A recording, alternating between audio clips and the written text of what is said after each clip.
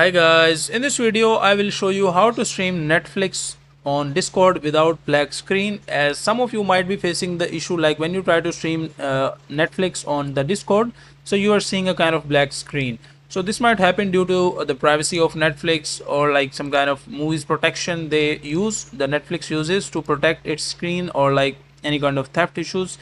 So as you can see, like I am not facing any kind of issues. So let's say if you are facing the issues, what you can do is just click on the settings, and once you click on settings you will be seeing this kind of section. So just scroll down and go to this section called voice and video. Make sure do not go to any other settings, just find the settings voice and video, and once you go into voice and video, so first option is the voice option and the second one is the video. So just click on the video section, and once you're into the video just scroll down, and once you scroll down keep scrolling down, and at the end, like in the streaming section, and last one is the advanced section, and just go to this advanced section, and in advanced section you are able to see these two options like open H264 video codec provided by Cisco system or video hardware acceleration. So just make sure to turn this option off. Like as you can see mine is turned on, so make sure to turn this option off, like video acceleration.